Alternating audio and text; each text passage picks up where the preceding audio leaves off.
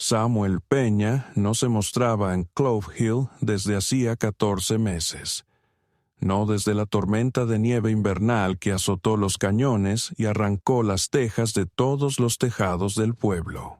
Algunos decían que había muerto bajo la nieve, otros susurraban sobre un derrumbe al norte y unos pocos murmuraban acerca de sangre en sus manos y un cuerpo enterrado bajo su porche. Sea cual fuera la verdad, cuando reapareció a principios de verano, conduciendo un carro desgastado por la mula por el camino de la cresta con un rifle colgado en la espalda y algo pesado envuelto en lona bajo sacos de sal y carne seca, nadie se atrevió a preguntar dónde había estado. Llegó silencioso como el anochecer, con las botas arrastrando polvo, la barba más larga que nunca y los ojos hundidos en algo que no parecía del todo humano. El dueño de la tienda general, Tomás Jiménez, intentó sonreír cuando Peña entró esa mañana. Fue una sonrisa forzada, como la de un hombre frente a un oso que aún no decide si tiene hambre. «¿Vienes por clavos o cuerda?», preguntó Jiménez alcanzando por instinto debajo del mostrador donde guardaba la vieja Smith & Wesson. Peña no lo miró. Simplemente dejó 4 monedas de plata sobre la madera marcada y señaló hacia las herramientas de hierro colgadas en la pared trasera. Jiménez las tomó sin decir palabra, con las palmas sudorosas. Afuera, Peña cargó las herramientas en su carro junto a una silla de montar rota y un montón de leña que había partido él mismo junto al arroyo. El sol golpeaba en el camino seco, los caballos resoplaban a lo lejos, pero Peña se movía como un hombre hecho de piedra y sombra, sin interés por el mundo de los vivos. La gente lo observaba desde las ventanas y tras las cortinas. Sus miradas se posaban en la figura cubierta con lona en la parte trasera del carretón, algo largo y desigual, atado con cuerda. Podía ser un ciervo, tal vez, o quizás un manojo de postes para cercas. Pero la forma en que él se movía a su alrededor, con cuidado, como protegiéndolo y sin perderlo de vista, les generaba inquietud.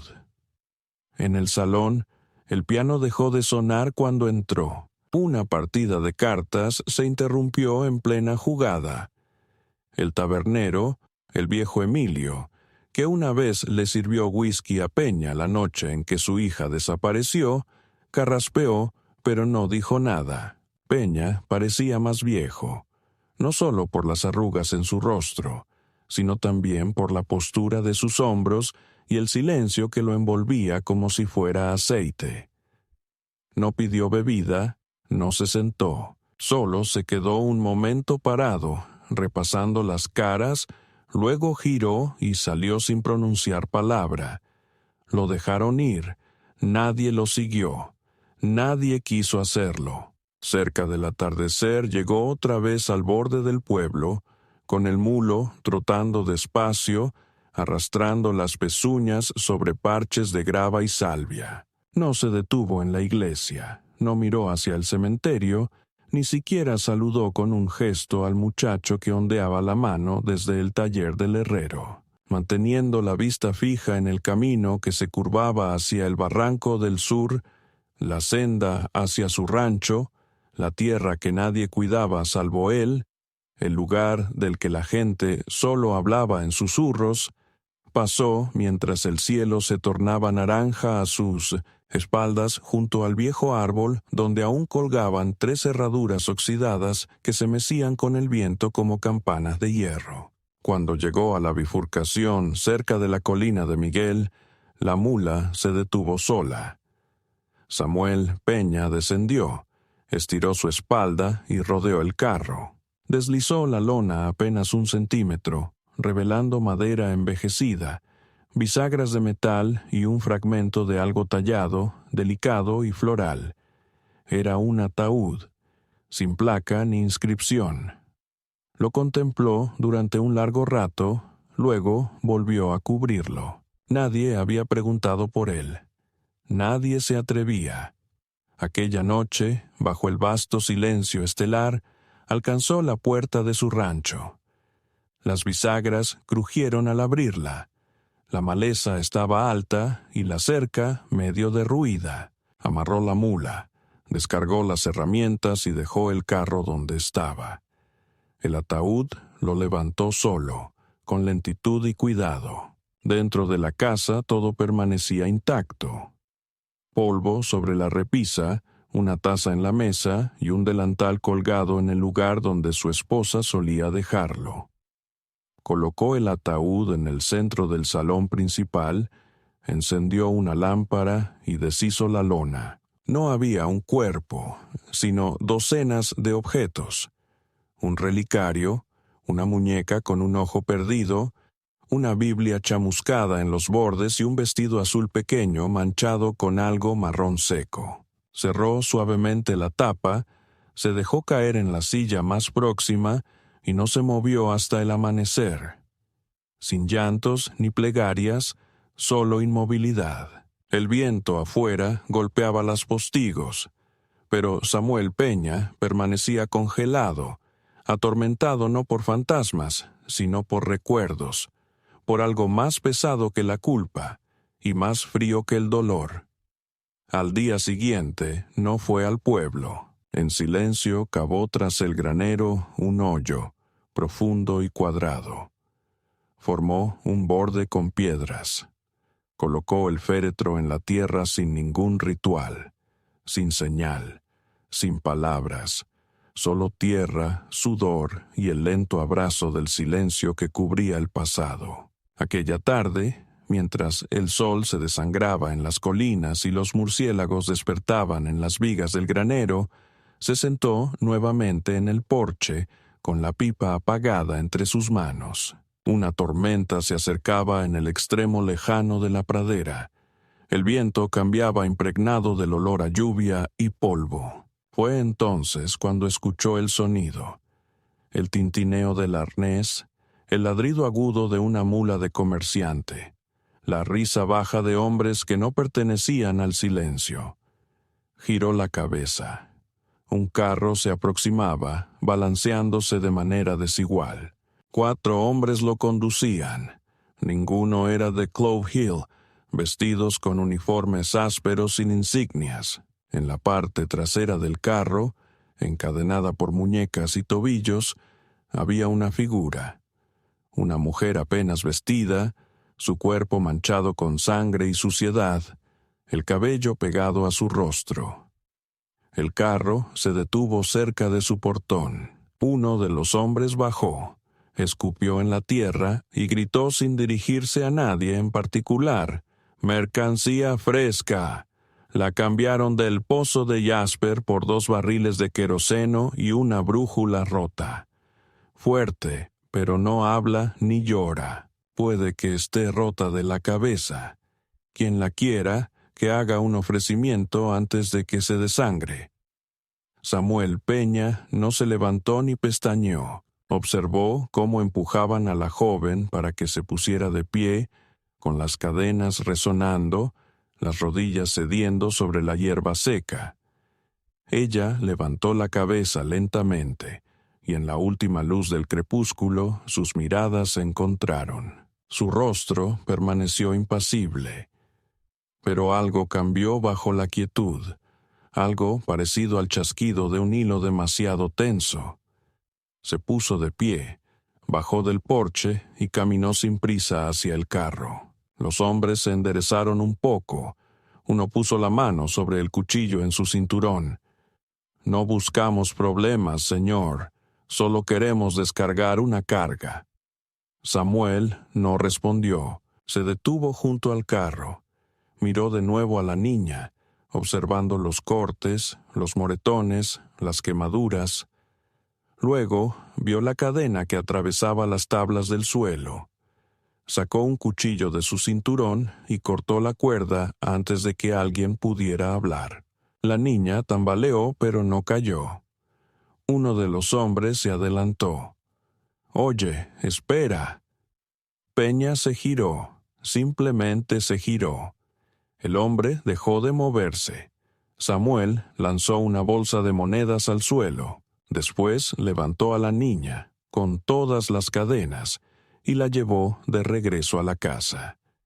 Ella no resistió, no dijo nada, pero sus ojos nunca se apartaron de los suyos, ni una sola vez. Y en esa mirada, mientras el viento levantaba polvo sobre la tierra y el trueno retumbaba bajo las colinas, algo antiguo pasó entre ellos. No fue reconocimiento, ni gratitud. Fue algo más viejo, algo parecido a comprensión, o a advertencia, o tal vez ambos. Las cadenas mordían su piel con cada sacudida del carro, el hierro demasiado ajustado, los eslabones oxidados hiriendo heridas costrosas que no habían tenido tiempo de sanar. No gritó, no suplicó, ni cuando el carro atravesó un bache y ella chocó contra la barandilla, ni cuando uno de los guardias se rió y arrojó pan rancio hacia ella, sabiendo que caería fuera de su alcance, ni siquiera cuando se detuvieron en una cresta sobre una casa que parecía no haber conocido la risa en años, y el hombre que salió al porche parecía más una figura tallada en ceniza que un alma viva. Lidia hacía tiempo que se había quedado sin miedo. Sintió cómo la dejaba el cuerpo la segunda noche bajo tierra, cuando la última vela se apagó, y entendió qué significaba la oscuridad con dientes. Después llegó el frío, luego el hambre, luego el silencio, luego los nombres de los demás, susurrados a la memoria antes de desaparecer, y ahora estaba aquí, aún viva, apenas, pero no quebrada, no como ellos esperaban. El hombre se acercaba despacio, levantando polvo alrededor de sus botas, con el fusil colgado pero sin tocarlo. Sus ojos eran inescrutables. Uno de los comerciantes se enderezó, moviendo la mano cerca de la empuñadura de una pistola. Pero el hombre no se inmutó. Los miró como si no merecieran atención, como si hubiera visto cosas peores, hubiera sido peor, y lo que ellos portaban no alcanzaba el peso que había detrás de su mirada. No preguntó quién era ella, ni por qué estaba encadenada, ni qué le habían hecho o qué había hecho ella a cambio. La observó a ella, no sus moretones, ni la sangre seca en su vestido, ni el grillete de metal soldado a su muñeca, o las quemaduras que decoraban su hombro como una escritura rota. Miró directo a sus ojos y algo dentro de ella se preparó, esperando el parpadeo habitual: desprecio, lástima, curiosidad, deseo, pero en cambio no hubo nada, solo quietud, esa clase de quietud que puede significar locura o una misericordia demasiado gastada para llamarse por su nombre. El hombre se volvió hacia el comerciante que masticaba una caña y preguntó con una voz áspera que parecía quebrarse como corteza seca: ¿cuánto cuesta la cadena? El comerciante parpadeó, escupió hacia un lado y respondió: no es por el metal, amigo, forma parte de una deuda. No hay un papel de venta, pero viene del lote de Jasper. ¿Conoces a Jasper? Tan cruel como las serpientes y 2 veces más difícil de matar. Tiene una docena como esta en el sur, pero esta da problemas. Mató a un encargado con una maldita hebilla de cinturón. Nos dijeron que la sacáramos de ahí sin hacer ruido. Pensamos en hacer una parada para ver si alguien quería un descuento por la locura. El hombre no parpadeó. ¿Cuánto por la cadena? El comerciante rió, aunque ahora sonaba nervioso. No quieres este desastre. Nos echarán la culpa igual si aparece desollada y enterrada en tu tierra. Quieres colgarte por los pecados de otro. Samuel Peña metió la mano en su abrigo. No buscaba su pistola. Sacó una bolsa de monedas envuelta en aceite. La dejó caer en la tierra entre ellos. La plata tintineó contra la piedra. Los otros hombres miraban tensos, inseguros. El comerciante se agachó, abrió la bolsa y sus ojos se agrandaron un poco al ver lo que había adentro. «Jesucristo», murmuró. «¿Hablas en serio?» Peña no se movió. El comerciante se encogió de hombros y asintió a uno de sus hombres, que tomó una lima y comenzó a cortar la cadena. Lidia no reaccionó, ni cuando el metal se separó, ni cuando su peso se desplazó hacia adelante y tuvo que apoyarse en unas rodillas ensangrentadas. Tampoco cuando Samuel Peña avanzó y la levantó en sus brazos, su cuerpo tan liviano como una tela mojada y tan frío como ella. Esperaba lo habitual, un agarre brusco, dedos tanteando, un susurro de amenazas, pero en cambio la sostuvo como algo frágil, aunque no valioso, como si ya estuviera agrietada y simplemente no quisiera que se rompiera al entrar. Los comerciantes montaron sus caballos, riendo nerviosamente, ansiosos por partir. «Buen viaje, desconocido», gritó uno por encima del hombro. «Si ella no te destroza la primera noche, quizás eres más loco que ella». Dentro de la casa, el aire estaba cargado de polvo y aceite de cítricos. Las paredes no crujían al entrar. El silencio era demasiado denso. Él la llevó por un pasillo corto, pasó junto a una habitación con persianas cerradas y entró a un cuarto lateral sin cama, solo con un catre, una palangana y una pequeña estufa contra la pared. La colocó con cuidado. Retrocedió y cerró la puerta. Ella escuchó el cerrojo deslizarse, no para encerrarla, sino para mantener el mundo fuera. Pasó 1 minuto, luego 2.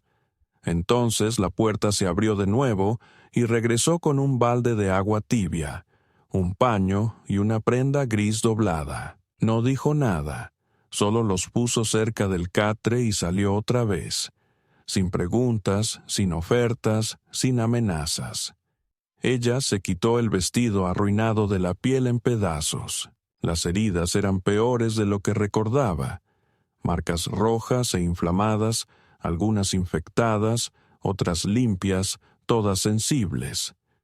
Con lentitud limpió las lesiones con un paño, estremeciéndose sin emitir sonido alguno. Frotó la sangre de sus brazos, de su cuello y del interior de sus muslos. Luego, con cuidado, recogió la prenda que él había dejado. Era un vestido sencillo, de franela suave, viejo pero limpio, con costuras hechas con esmero, el dobladillo ampliado para alguien más alto que ella. Dentro del cuello, tenue pero legible, un nombre, Rosa. No era suyo, nunca lo fue, pero perteneció a alguien importante, a quien él amó, sepultó o ambas cosas. Lidia se lo puso. Cuando él regresó horas después, trayendo un plato de caldo y pan de maíz envuelto en lino, ella estaba sentada en la camilla, con el cabello aún húmedo por el lavado, mirando la pared. No habló. No esperaba que lo hiciera. Apoyó la comida, se dio vuelta para irse y luego se detuvo. «Lo usaba mi esposa», dijo sin mirarla. «No tienes que ponértelo». Ella no respondió porque no hacía falta. Él cerró la puerta tras de sí, esta vez con más lentitud. Aquella noche, el sueño no llegó con facilidad. Ella permanecía bajo la manta, atenta a los sonidos de la casa. El crujido de la madera antigua, el viento rozando las ramas secas contra el techo, el lejano aullido de los coyotes que resonaba a lo largo del cañón. Pero no había pasos, tampoco el giro de llaves, ni una respiración pesada cerca del umbral. Solo calma, y el aroma discreto de algo que ardía suavemente en el hogar.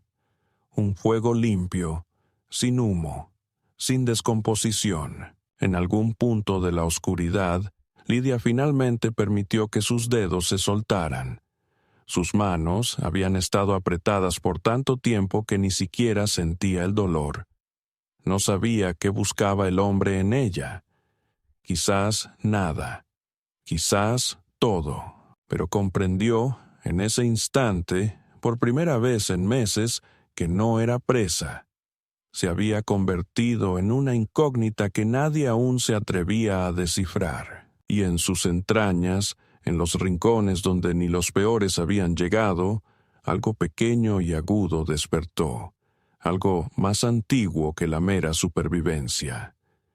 No era esperanza, todavía no, pero sí la memoria de aquella. No empezó con palabras ni con contacto, sino con el sonido de una puerta dejada intencionadamente sin asegurar. Samuel Peña nunca fue un hombre que apreciara las ceremonias, pero le habían enseñado a cerrar las puertas contra la noche, a girar pestillos y bajar las contraventanas, sobre todo en este lugar donde el viento podía traer voces que no pertenecían a los vivos. Sin embargo, la noche después de encontrarla en la cuna con el vestido de su esposa fallecida, dejó su puerta sin asegurar. No dijo nada, no miró atrás mientras llevaba su plato vacío fuera de la habitación, ni cuando sus ojos lo siguieron con ese mismo silencio que ya no parecía miedo, sino algo mucho más peligroso, una vigilancia sin juicio. Ella no le dio las gracias y él no esperaba que lo hiciera. Pero esa noche ocurrió algo no dicho entre ellos. Una pausa, un cambio, la quietud de una casa que empezaba a respirar de otro modo. Ella no durmió de inmediato. Se sentó en la cuna, abrazando sus piernas, con los pies descalzos apoyados en las tablas lisas del suelo. El vestido que llevaba ya no olía a podredumbre ni humo, sino a jabón y cedro. Su cabello, seco, caía en ondas sobre la clavícula, y cuando el viento atravesó la pequeña ventana sobre la cuna, alzó el rostro hacia él, no buscando consuelo, sino recordatorio, de que el mundo exterior seguía en movimiento, de que ya no estaba debajo de él. Samuel estaba abajo, sentado en la mesa de la cocina con la espalda hacia el fuego y una taza de hojalata con té que se enfriaba entre sus manos. No solía beber. No lo había hecho desde el día en que encontraron sangre detrás del gallinero y ni una sola señal más. Rose desapareció en un instante, y cuando alguien pensó en buscarla, ya era demasiado tarde. La tierra se la había tragado, como siempre hacía con los débiles y los lentos, y ella no era ninguna de las dos cosas. Eso indicaba que alguien la había tomado. O algo peor. Desde entonces, Samuel hablaba menos, trabajaba con más empeño y ocultaba secretos bajo tierra que jamás admitiría. Pero ahora estaba esa chica, Lidia. No le preguntó su nombre, pero llegó a él de todos modos, grabado en la pieza de metal que llevaba bajo la clavícula, incrustado en una cicatriz quemada, como si alguien necesitara recordar y hubiera elegido la crueldad para hacerlo. Aquella noche, ella hizo algo inesperado. Bajó las escaleras descalza, con la precaución de quien solo conoce pasillos donde el silencio significa seguridad y un ruido repentino dolor. Samuel la oyó mucho antes de verla. El suave crujido del peldaño que nunca arregló y la respiración contenida cuando el viento cambió. Se quedó en la entrada de la cocina sin cruzar el umbral. Simplemente permaneció allí, mirando cómo danzaban las llamas en la chimenea, observándolo a él sin que él la mirara a ella. Él no se giró, pero dijo sin mirar, ¿tienes hambre otra vez? Ella negó con la cabeza. Él lo percibió más que lo vio. El aire se movió ligeramente con el gesto.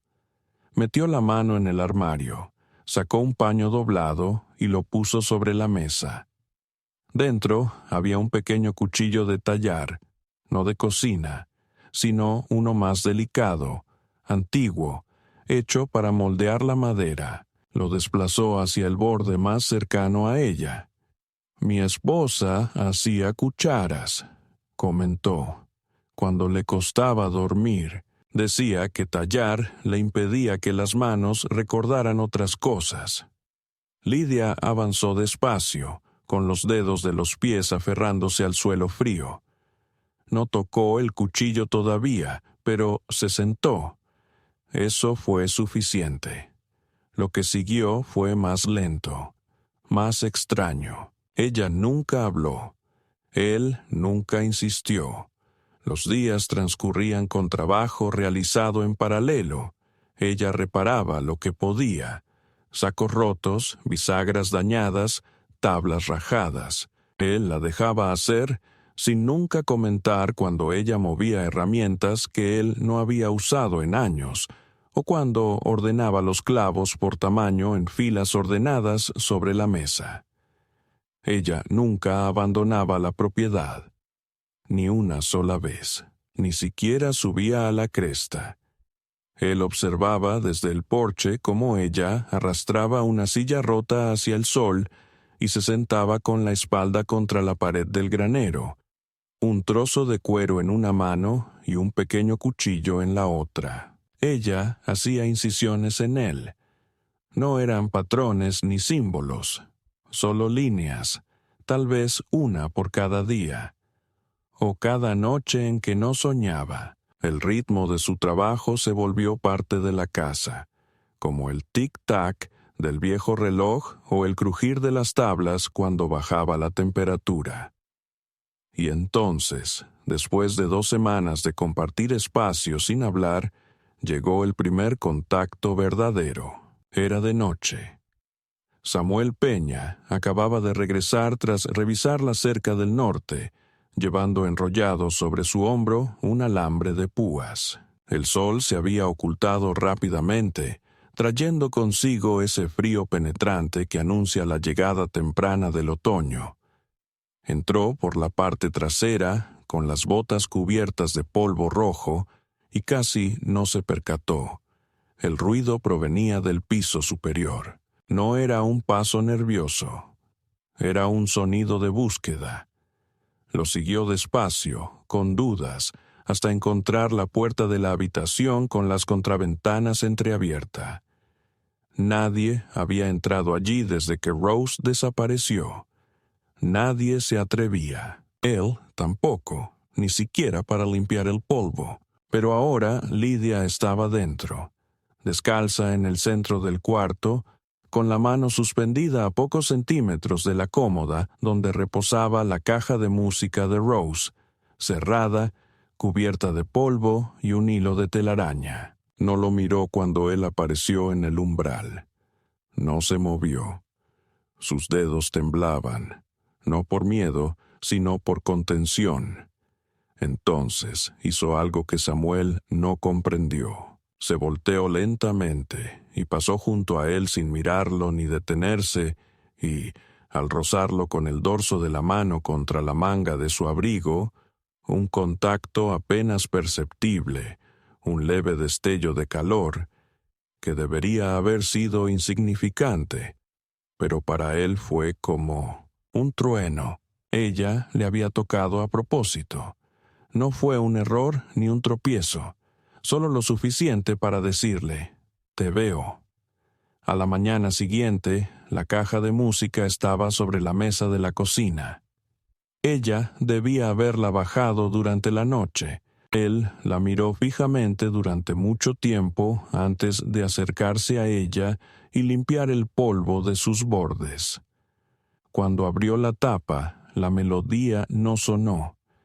Había estado rota durante años, pero dentro encontró un solo rizo de papel, una nota, 3 palabras escritas con una caligrafía apretada y oblicua.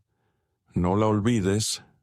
La dio vuelta, vacía, sin nombre ni fecha, solo esas 3 palabras. Guardó la caja a un lado y no dijo nada cuando ella bajó a desayunar. Sin embargo, notó que llevaba el cabello diferente esa mañana, recogido con una cinta azul deshilachada que él no había visto antes. Esa cinta había sido de Rosa. Lo sabía porque la encontró enterrada bajo su almohada la semana después de que desapareciera. No la había tocado desde entonces, y así cambió el equilibrio, no de forma ruidosa, ni dramática, sino poco a poco, como raíces que se extienden bajo el marco de una puerta. Lidia comenzó a tararear mientras trabajaba, no melodías, sino notas fragmentadas, susurrantes, delicadas. Samuel Peña se descubrió deteniéndose más a menudo, no por cansancio, sino porque no quería interrumpir aquel sonido. Ella se movía como si realmente perteneciera a ese lugar, no de manera posesiva, sino con la tranquila seguridad de quien ha superado dificultades mayores y ya no teme a los fantasmas. Siempre tenía un cuenco con hierbas secas junto a la ventana, lleno de cosas cuyos nombres se negaba a decir. A veces, en medio de la noche, escuchaba que hablaba, no en inglés ni en algo conocido. Susurraba bajo, con ritmo, algo parecido a una oración, pero más antigua. Nunca preguntó. Una noche, después de arreglar la puerta exterior del granero que había sido deformada por una tormenta veraniega, entró y encontró la mesa preparada para dos, sin velas, sin adornos, solo 2 cuencos y 2 tazas. Ella estaba junto a la estufa sirviendo estofado.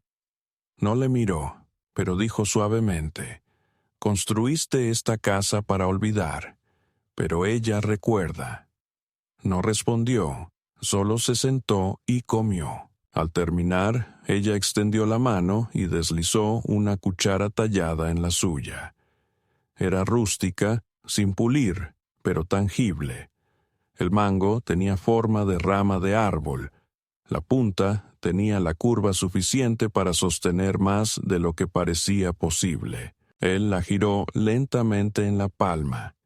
Ella no sonrió ni explicó nada, solo se levantó y salió de la habitación. Más tarde esa noche, mientras el fuego se consumía lentamente y las sombras se alargaban sobre el suelo, colocó la cuchara junto a la caja de música en la repisa. Por primera vez después de más de 1 año, pronunció su nombre en voz alta. No fue el nombre de Lidia, fue el de Rosa. Susurró con delicadeza: «Sigo aquí, no te he olvidado». Detrás de él, en el piso de arriba, el suelo crujió una vez. Luego volvió el silencio. Esa fue la noche en que el viento cambió. Ninguno de los dos pudo conciliar el sueño.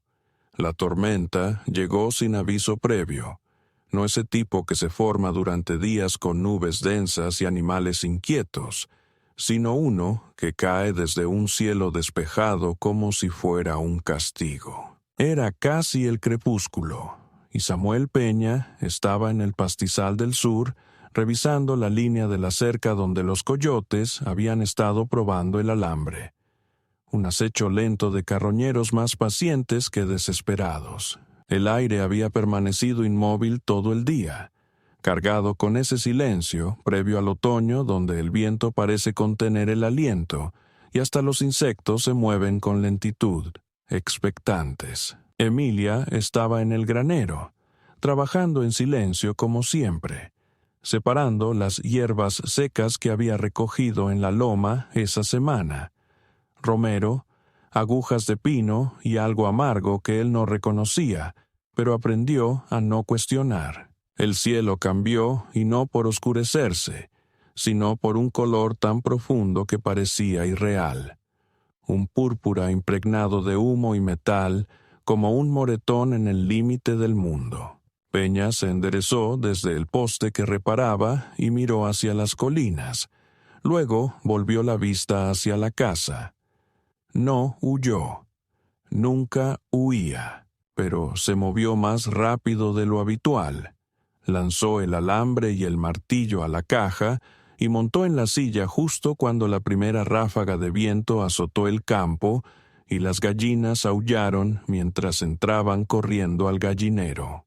Cuando Samuel Peña llegó al granero, Lidia ya estaba afuera. Sin abrigo ni zapatos, permanecía de pie al aire libre con los brazos relajados a los costados, su rostro dirigido hacia el cielo como si pudiera escuchar algo muy alto, algo profundo, verdadero, algo ancestral. Su cabello se agitaba alrededor de su cara y no se inmutó cuando el primer rayo partió la cresta de la montaña, demasiado lejos para impactar, pero suficientemente cercano para hacer temblar la tierra. Miguel saltó, tomó su brazo y gritó por encima del viento: «¡Entra!». Pero ella no se movió. Sus ojos estaban abiertos de par en par, sus labios se movían en silencio y súbitamente su mano se extendió, señalando no hacia la casa sino hacia el norte, hacia el viejo pino que se inclinaba sobre el cobertizo para el ganado, aquel que había planeado talar la primavera pasada, pero había dejado, ya fuera por memoria, pereza o algo más difícil de nombrar. Se dio vuelta justo a tiempo para ver cómo el cielo se abrió de repente. Un rayo impactó el árbol, no con un golpe simple, sino con una explosión, una llamarada blanca y violenta que iluminó todo el rancho durante un instante, antes de que el sonido llegara con furia y la tierra temblara bajo ese estruendo. El árbol no cayó de forma entera, se hizo añicos, la madera y las llamas se dispersaron como huesos lanzados con rabia, y el aire se llenó de humo y ozono. Samuel Peña dio un paso hacia atrás, casi perdiendo el equilibrio, con los oídos zumbando y el corazón golpeando fuerte. Miró al cobertizo. Seguía en pie. Apenas. Una de las esquinas humeaba y la pared estaba partida por el medio. El ganado dentro mugía, desesperado. Entonces él miró hacia ella. Lidia no se había movido. Permanecía firme como una roca en un río. Su cuerpo temblaba, pero se mantenía firme, sus ojos fijos en las ruinas humeantes. Y solo entonces se volvió hacia él. Él no preguntó cómo ella lo supo. Tampoco indagó por qué no había hablado, ni salido corriendo, ni gritado. Simplemente tomó su mano no de manera autoritaria, sino con comprensión, y juntos empujaron la puerta para abrirla. Poco a poco fueron guiando a los animales hacia afuera mientras el viento intentaba empujarlos hacia atrás y las chispas bailaban en los bordes de sus mangas. Trabajaron sincronizados, con su tacto sereno en los costados de las criaturas asustadas y su voz baja pero firme. Pasó una hora hasta que lograron poner a todos a salvo. Una hora llena de sudor, humo y truenos resonando arriba como si dioses pisaran un cielo de fuego. Pero lo consiguieron. Cuando el último ternero estuvo dentro del refugio de piedra junto al almacén de alimentos, Lidia cayó de rodillas en el barro, respirando profundamente y en silencio, y Samuel se arrodilló a su lado sin decir palabra, observando el subir y bajar de sus hombros. Más tarde, cuando la tormenta ya había pasado y los relámpagos se habían trasladado a otro mundo, él la llevó adentro y la sentó cerca del fuego. Sus manos estaban quemadas, la piel roja y con ampollas en varias partes. Él consiguió ungüento y agua. Trabajó en silencio envolviendo sus dedos con tiras de lino, cuidando de no cruzar su mirada con la de ella. Pero ella lo miró, y cuando terminó, metió la mano en el bolsillo del vestido, que aún era de su esposa, todavía demasiado grande, y sacó un pequeño objeto de latón. Era una llave, antigua, gastada, de esas que sirven para cajas o armarios. La puso sobre la mesa entre ellos, sus manos vendadas, temblando un poco. Ella dijo con voz áspera, baja, casi susurrando, pero con un peso más fuerte que un trueno. Ella me la mostró. En el sueño. La vi. Estaba junto al pino, donde cayó el relámpago. Me dijo que no tuviera miedo al fuego, que solo toma lo que ya está hueco. Samuel Peña miraba la llave. Sabía qué habría. Sabía lo que había enterrado en la parte trasera de la despensa, debajo de las tablas del piso que él mismo había clavado con sus manos, que ya habían olvidado cómo ser suaves. Aquella noche, después de que Lidia se sumiera en un sueño tan profundo que parecía la muerte, Samuel abrió el espacio oculto tras la despensa y sacó la caja. No la había tocado en 2 años. Dentro estaban las cartas de Rose, las que había escrito al llegar, cuando aún confiaba en esta tierra y en él, antes de que la tierra se volviera amarga y algo en su interior dejara de latir. La llave encajaba perfectamente. Leyó las cartas a la luz del fuego. Cada línea era como un cuchillo, cada firma un espectro. Al fondo del montón había una fotografía. Rose de pie frente al granero, con la mano sobre el costado de un caballo que ya había muerto. Sus ojos brillaban. Miró esa imagen largo tiempo, hasta que el fuego se transformó en brasas y el viento afuera dejó de sonar como advertencia. Al llegar el amanecer, Lidia ya estaba despierta. Sus manos, envueltas en un paño limpio, la mostraban descalza en el campo, observando cómo el humo se enroscaba desde las ruinas del árbol. Samuel salió al porche con la fotografía en la mano. Ella se volvió hacia él, con el rostro inexpresivo. Él no dijo palabra, solo le entregó la foto. Ella la tomó, la miró una vez, luego la dobló con cuidado y la deslizó dentro de la venda de su brazo. No para ocultarla, sino para conservarla. Después asintió. Volvió la mirada al campo y afirmó sin mirarlo. No fue la tormenta. Fue el recuerdo de lo que no hiciste. El relámpago solo siguió ese camino hasta casa. Y él comprendió. El murmullo comenzó en la tienda del pueblo, como suele suceder, entre polvo de harina sobre el mostrador y mujeres agotadas que intercambiaban miradas cargadas de palabras no dichas. Alguien comentó que había visto a la joven caminar descalza por el campo de Peña, antes de que se desatara la tormenta, con la cabeza inclinada como si escuchara voces en el viento. Otra mujer aseguró haberla oído hablar con los caballos, no simples susurros o silbidos, sino palabras, frases en una lengua que nadie reconocía. Para el final de la semana, la muchacha ya no tenía nombre en el lugar, solo una figura, la que llegó encadenada, o incluso peor, la bruja de Peña.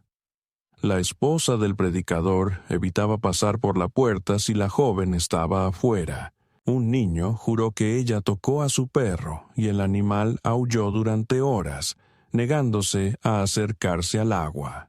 Cuando la leche se cortó demasiado rápido en 3 hogares y la vieja tumba en la loma de Miguel se hundió con una lluvia fuerte, revelando huesos sin ataúd, los comentarios se volvieron más crueles. Samuel reconocía el sonido de un pueblo que cambiaba.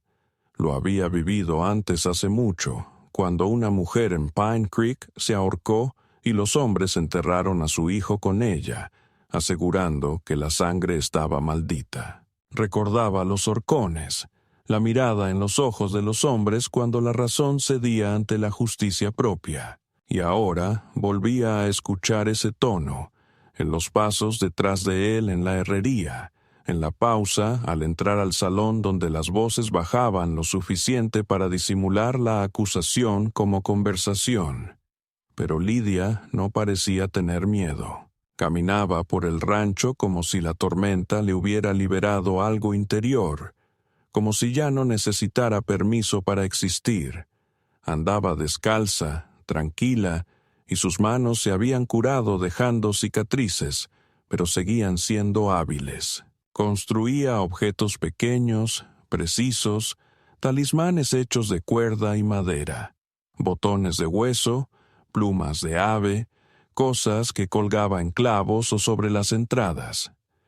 Samuel no preguntaba. Observaba cómo ella ataba 3 mechones de crin negra de caballo sobre el gallinero y susurraba algo en voz baja mientras las aves cacareaban y se movían, inusualmente silenciosas. También la veía arrodillarse junto al pozo, presionar ambas manos contra el borde de piedra y quedarse allí más de 1 hora sin moverse. Por las noches se sentaba junto al fuego con un libro que no podía leer, pasando las páginas solo al tacto. Nunca mencionaba el pueblo ni pedía marcharse. Su silencio parecía ahora menos un intento de evasión y más una forma de prepararse. Cuando llegó, no fue como un alboroto. Aparecieron con botas, sombreros y voces duras bajo el calor de la tarde, 8 en total, hombres y 2 mujeres, parados al borde de la propiedad de Peña, con armas enfundadas pero miradas agudas. No gritaron nada, simplemente permanecieron allí hasta que Samuel bajó del granero y los encontró en la entrada. El mayor, Martin Withers, avanzó, con manos curtidas, rostro arrugado y hundido por años de contener amargura, como agua en un jarro agrietado. «Queremos que se vaya», dijo sin rodeos, sin odio, solo con la fría convicción de un hombre seguro de su justicia. Samuel no parpadeó. «¿Por qué?» Withers no se inmutó. «Sabes el motivo. Desde que ella llegó, el ganado nace muerto, las cosechas se secan demasiado pronto, el viento nunca sopla bien. Mi hijo dice que ella habla con cosas que no puede ver. Mi esposa despierta gritando y dice que la vio al pie de la cama, solo observando». Samuel lo miró fijamente por un largo momento y luego preguntó: «¿Tuvo ella contacto con tu hijo?» «No». «¿Se acercó a tu cama?» «No». «Entonces tal vez tu casa es la que está rota». Withers dio un paso adelante. «¿Crees que esto es solo un cuento de esposas? Ella lleva la muerte adherida. Camina como si hubiera estado dentro de la tierra y regresado diferente. Nosotros vimos cosas. Tú también las has visto». La mano de Samuel descansaba suavemente sobre el poste. No alzó la voz. «Ella es muda». «Muda no significa sorda», dijo otro hombre detrás de Withers. «Y sorda no significa ciega. Ella ve cosas que no debería, cosas que no tenemos derecho a ver». Samuel giró la cabeza, percibiendo la figura tras las cortinas. Lidia estaba apenas dentro de la casa, con la mirada serena y las manos a los lados. No parecía asustada, no de ellos, ni de este momento, solo cansada. Samuel avanzó un paso, sus botas hundiéndose en la tierra como anclas. «Todos ustedes vinieron aquí por miedo, pero no saben a qué le temen. Por eso son peligrosos». Withers frunció el ceño. «Estamos aquí para proteger el pueblo». La mandíbula de Samuel se apretó. ¿De una chica que no ha dicho ni una palabra desde que llegó? ¿De una chica que sabe dónde están los cuerpos antes de que los encuentren?», dijo la mujer junto a Withers con los brazos cruzados. «De una chica que no llora ni sangra cuando debería. De algo antinatural». Samuel no se movió. «Entonces váyanse. Aquí no hay lugar para su miedo. No queremos regresar con fuego». advirtió la mujer. Hemos visto qué sucede cuando los hombres eligen mal. Samuel se apoyó en la puerta. Yo también, dijo. Esperó. Withers lo miró un momento más y luego se dio la vuelta. Los demás hicieron lo mismo. No se escucharon disparos ni amenazas, pero el mensaje ya había sido claro. Observó cómo se alejaban a caballo y volvió la vista hacia la casa, donde Lidia permanecía en el mismo lugar en que la había dejado. Subió los escalones del porche, abrió la puerta y la miró. «Volverán», afirmó. Ella asintió con la cabeza. No añadió nada más. Aquella noche no encendieron fuego. Comieron pan y queso frío y permanecieron en la penumbra, atentos al sonido del viento.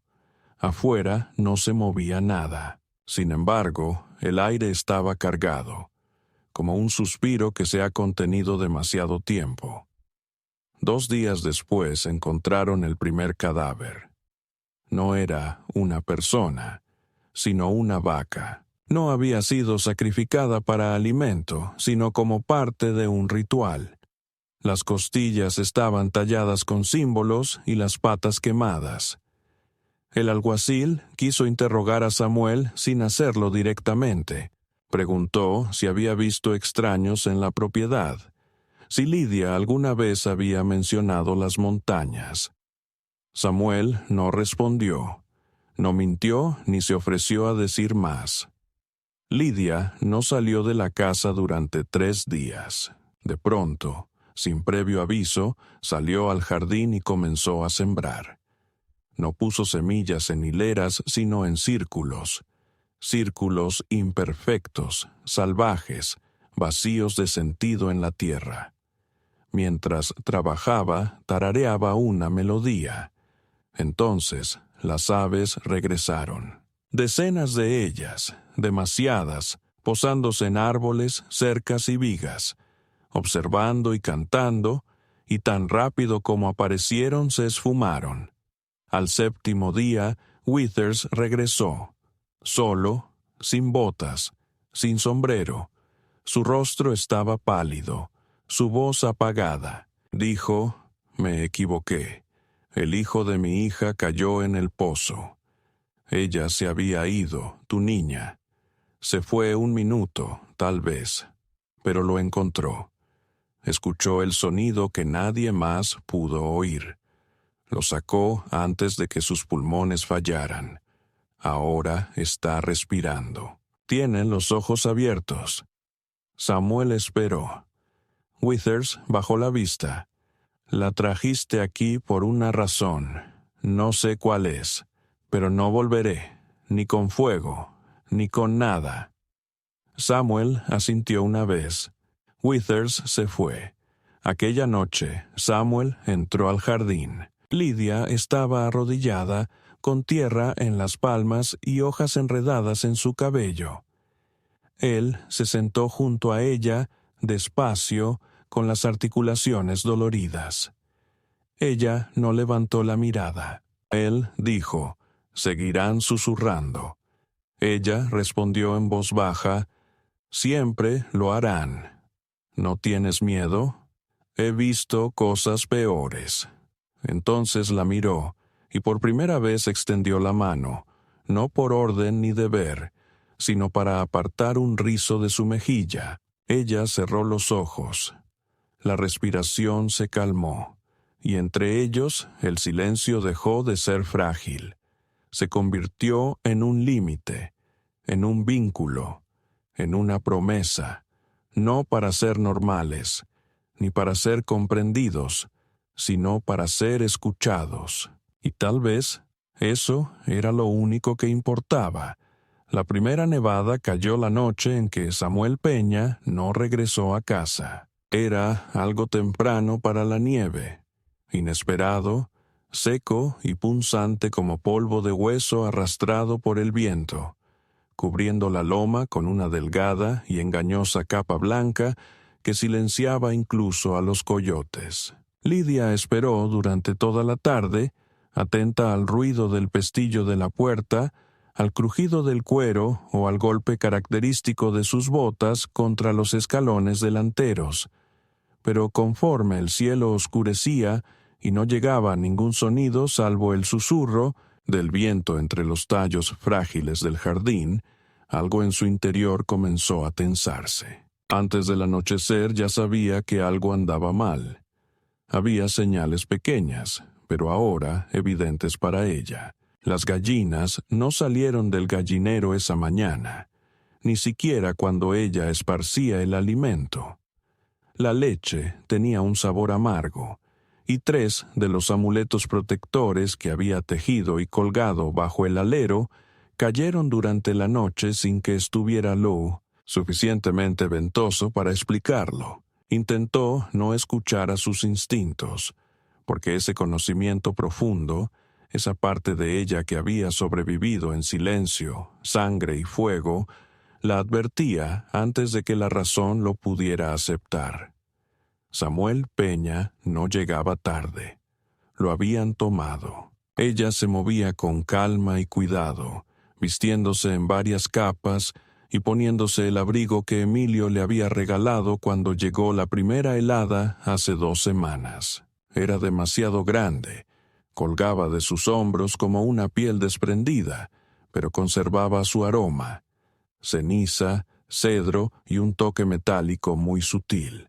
Llenó una mochila con las herramientas que ya no cuestionaba, envolvió sus dedos con tela para protegerlos del frío y salió por la puerta trasera, entrando en la luz tenue de la luna cubierta por la nieve. El sendero que él había tomado se internaba hacia el Paso Norte, donde la tierra bajaba en cañones y bosques de pinos retorcidos, un lugar que los habitantes del pueblo evitaban después del anochecer, incluso en verano. Emilio había ido solo a intercambiar provisiones con el viejo colono cerca de Valle Amargo, y debería haber regresado a media tarde.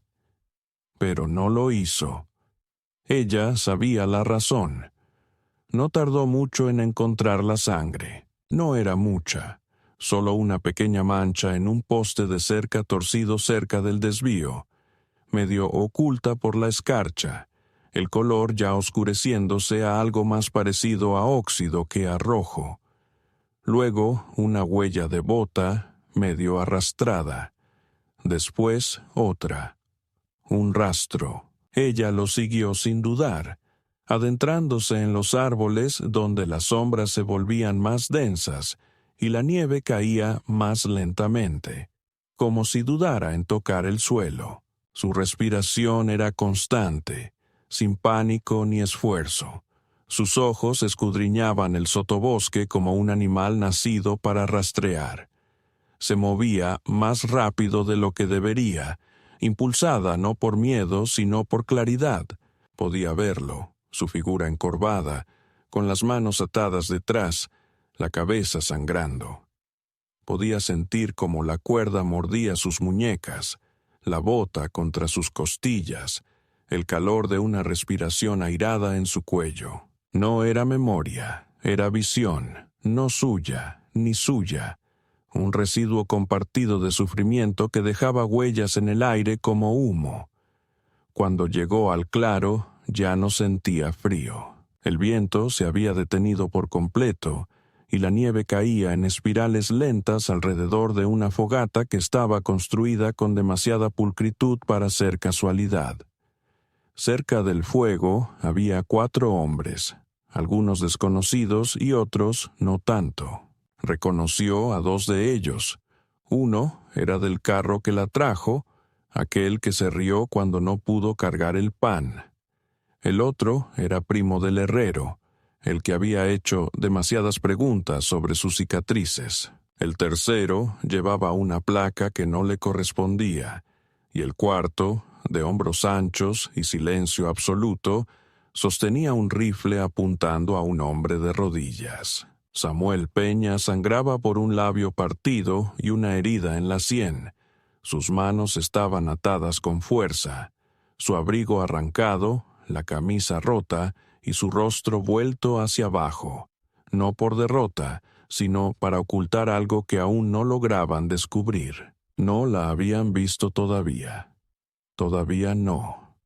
Hasta que ella apareció entre los árboles y la luz del fuego reflejó el brillo plateado en sus ojos. El que llevaba la placa se giró sorprendido y luego sonrió con malicia. Dijo: «Miren a quién ha traído el diablo». Ella no dijo nada. Simplemente siguió caminando. Un paso, luego otro, pisando la nieve. Sus brazos colgaban libres a los costados, con las palmas descubiertas. El que tenía el rifle apuntó hacia ella, pero el hombre con la placa levantó la mano. «No, que venga, es lo que queremos». Escupió en la nieve y agregó: «Él solo es la advertencia». Samuel levantó la cabeza apenas, solo un poco, lo suficiente para verla. Sus ojos estaban vidriosos por la pérdida de sangre, pero vivos, penetrantes. Lo que se compartió entre ellos en ese instante no necesitaba palabras. No fue un ruego, ni una advertencia, ni siquiera sorpresa. Fue un juramento silencioso compartido sin emitir sonido. Ella entró en el claro y dijo con voz tan baja que apenas se percibía: «Déjenlo ir». El hombre con la placa soltó una carcajada. «¿O qué? ¿Nos vas a mirar hasta la muerte?» Avanzó hacia ella.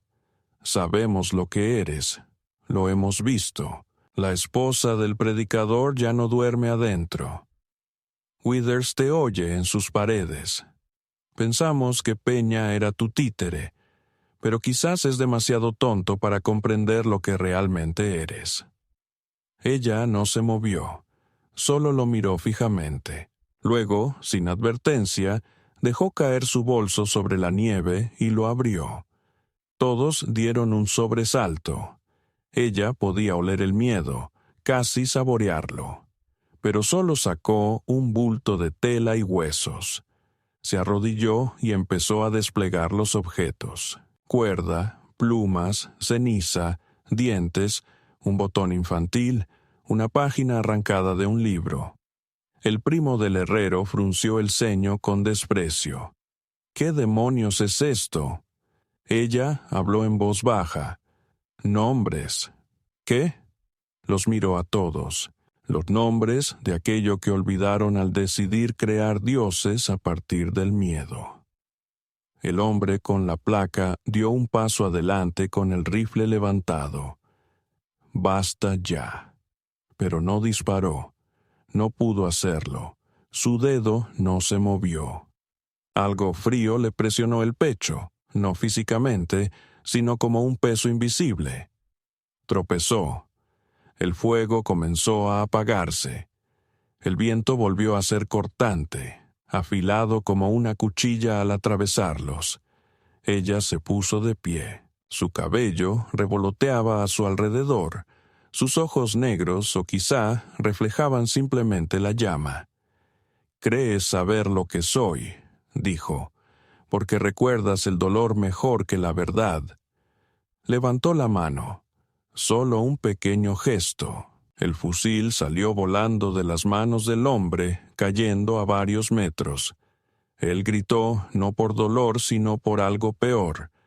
Samuel cayó de rodillas. Lidia se acercó a él y le desató las manos. La cuerda cayó como piel que se desprende. No dijo nada, no pudo. Ella lo ayudó a ponerse en pie.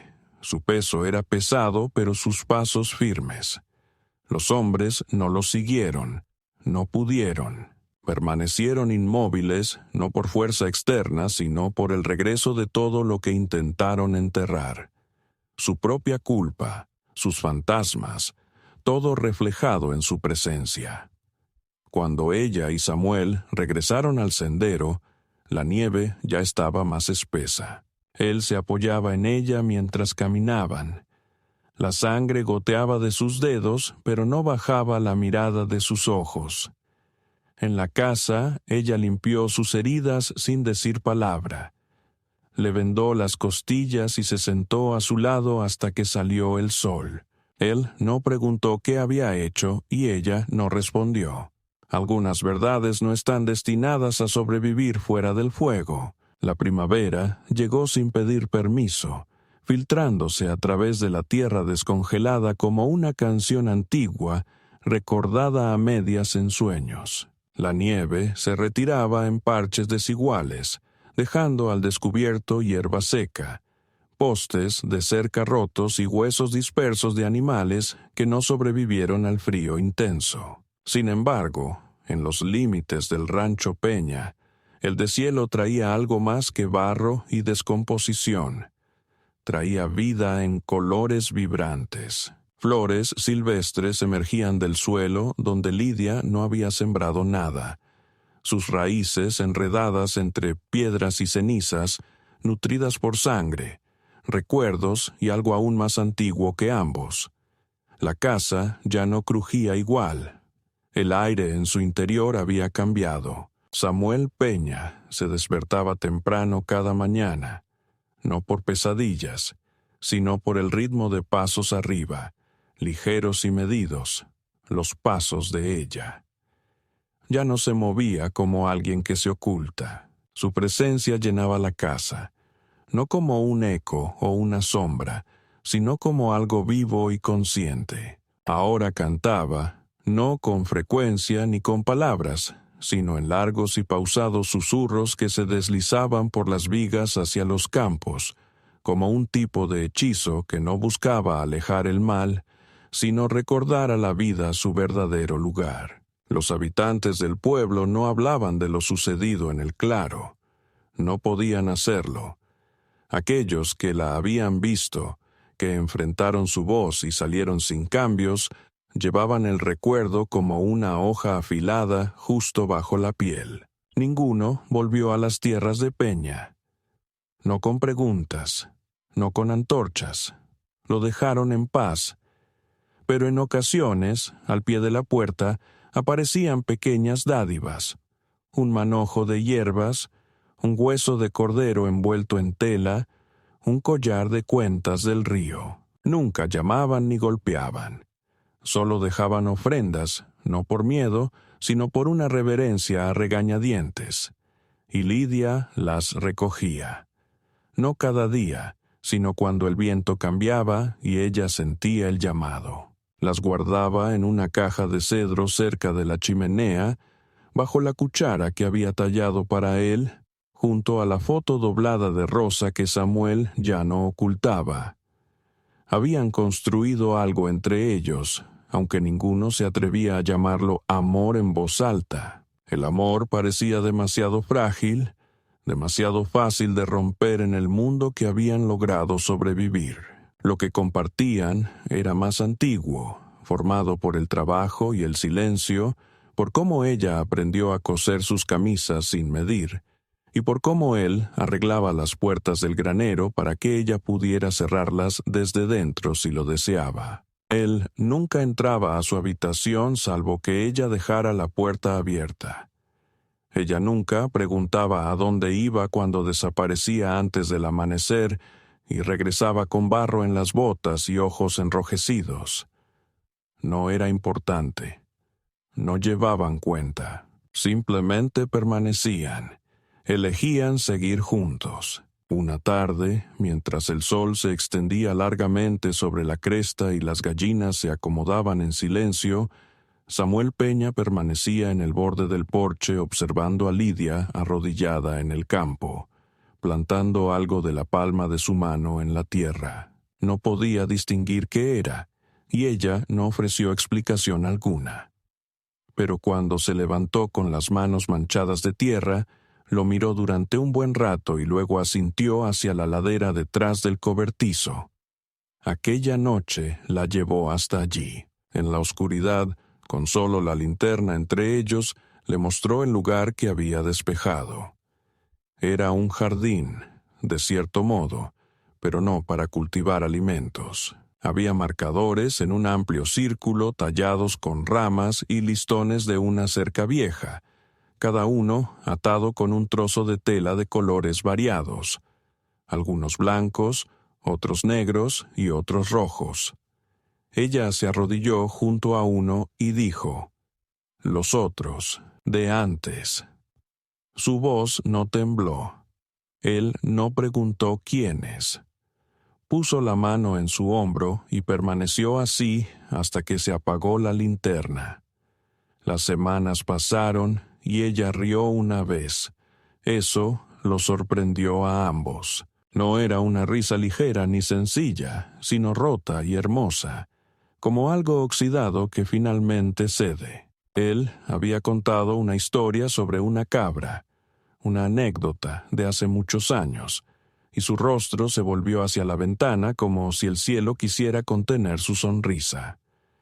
Entonces se escuchó el sonido. Ella se tapó la boca, avergonzada. Él no sonrió. Solo dijo en voz baja: «Eso era lo que esta casa necesitaba». El primer día de junio la encontró junto a los escalones del porche con un bulto entre las manos. Un vestido. No era de Rose, tampoco prestado. Uno que ella misma había cosido. Rojo intenso, como arándanos secos y las paredes del cañón. Lo llevaba puesto como si hubiera crecido de su propia piel, descalza en el polvo, el cabello suelto. Él la vio bajar los peldaños y entrar en la luz, y por un instante todo desapareció. La guerra, la pérdida, las tumbas, la sangre, incluso Rose. Todo se disolvió en el silencio entre los latidos del corazón. Ella se paró frente a él, la tela ondeando leve con la brisa, y dijo: «Puedes construir una vida con lo que te arrebataron si dejas de fingir que sigues esperando ser castigada».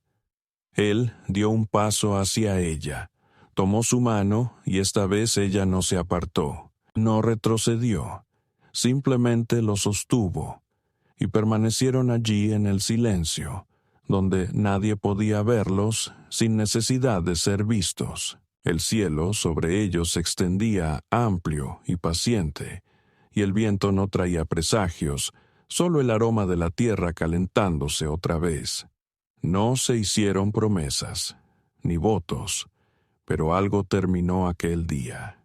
Algo que debía acabar, y en su lugar comenzó algo nuevo, tranquilo, merecido y completamente suyo.